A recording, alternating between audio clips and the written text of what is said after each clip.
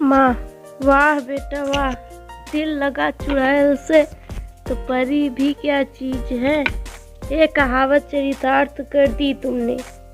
एक से बढ़कर एक अच्छे रिश्ते ठुकरा कर तुमने उसे पसंद किया। याद रख, बिन सास वाले ससुराल में दामाद की कोई पूछ नहीं होती। माँ, इसका दूसरा पक्ष भी देखो। बिन माँ की बच्ची है, तुम माँ बन जाना और वह बेटी बन जाएगी। मुझे ना पढ़ाओ, ये प्रेम का पाठ तुम्हारी पसंद है तो तुम ही संभालना, उन्होंने कहा। समीर ने सोचा कि माँ यूं ही गुस्से में कह रही है, साथ साथ रहते हुए नीरू के प्रति स्नेह जरूर उमड़ेगा। पंडित जी ने विवाह की तारीख निकाली और नियत समय पर सब संपन्न हो गया। नीरू भाई बहनों में सबसे छोटी थी। उसके पग फेरे तक बहनें रुकी। उसके बाद न ही किसी ने बुलाया और न ही वह गई। समीर के मुंह से उसके हंसते खेलते परिवार की इतनी चर्चाएं सुनी थी कि विदाई पर एक बूंद आंसू न गिरे थे। उसने हमेशा से ऐसे ही खुशहाल परिवार के सपने देखे थे। अब वही सपना सच होने जा रहा था। उसे अपना परिवार मिल रहा था, यह सोचकर वह बेहद प्रसन्न थी।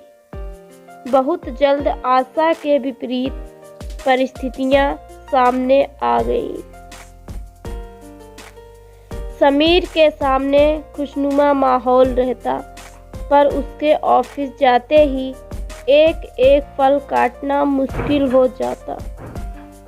बस काम की बातें होती, सारी दोपहरी अकेली बैठ बिताती। एक कड़वाहट की दीवार थी जो सुभद्रा जी व नीरू के बीच बनी हुई थी। मुंह खोलती तो बस विरोध जताने के लिए।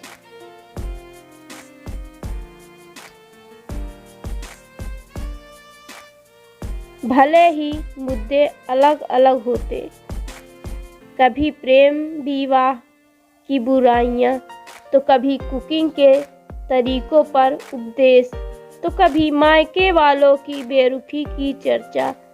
मतलब साफ था कि इस रिश्ते को उन्होंने मन से स्वीकार ना किया था। उसने एक दो बार समीर से इस बारे में कहा भी, पर वह टाल गया। वह भी क्या करता। इस शादी के लिए घरवालों को मनाने में ही उसकी सारी ऊर्जा निकल गई थी। एक दिन निकल रहे थे, पर दूरियां घटने का नाम नहीं ले रही थी। मन में यही सब सोचती नीरू एक दिन सीढ़ियों से फिसल गई। दाहिनी पैर में फ्रैक्चर हुआ था। डॉक्टरों ने 3 हफ्ते के लिए प्लास्टर चढ़ा रख दिया था। ऐसे में वह पूरी तरह से पराचित हो गई थी। ससुराल में काम करते हुए फिर भी वक्त गुजरता है। अब मरीज बनने के बाद उसे दिन पहाड़ से लगने लगे थे। ऊपर से जब तब रिश्तेदारों के फोन आते रहते। सासू माँ के मायके वाले भी टप टांग सलाह दिया करते। आज भी उनका मायका आबाद था। उनकी ओर से हर तीज त्योहार में बुलावा आ जाता। एक दिन सुभद्रा जी की माँ ने ये तक कह दिया कि नीरू को मायके भेज दो। अब क्या बुढ़ापे में बहू की सेवा करोगी? उनके लिए बड़ी दुविधा की घड़ी थी। एक ओर जहां बहू के आने से गृहस्थी से छुट्टी मिलनी चाहिए थी, वहीं जिम्मेदारियां बढ़ गई थी। उन्होंने फैसला लेना था, अपना मायका या बहू का मायका। बहू की भोली सूरत आंखों में नाच गई। जब आज तक वह अपनी माँ से मिलने की ललक रखती है, तो भला नीरू के दिल पर क्या बीत रही होगी। दिल पसीज गया था। वह भी एक माँ है। उनकी बहू को माँ चाहिए, सास नहीं। आखिरकार उनके अंदर की सास को हरा कर माँ की ममता जीत ही गई और माँ को फोन मिलाया और कहा कि ये मेरी बहू का मायका है, वह यही आराम करेगी।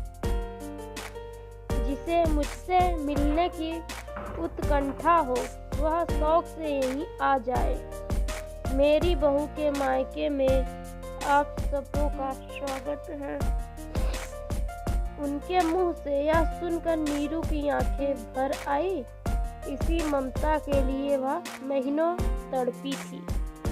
समीर की बातें सच साबित हुई थी कि देखना, एक दिन माँ भी तुमसे प्यार करने लगेगी। महीनों के अंतर्द्वंद से सुभद्रा जी को विराम मिला था और नीरू को अपनी माँ समीर ने भी चैन की सांस ली थी। उसके विश्वास की जीत हुई थी। सबके सामने हृदय में प्रेम ने घर बना लिया था। तो दोस्तों, आपको हमारी स्टोरी कैसे लगी? अच्छी लगी तो प्लीज़ दोस्तों लाइक शेयर कमेंट जरूर करें। साथ ही चैनल को सब्सक्राइब करें। Thank you and bye.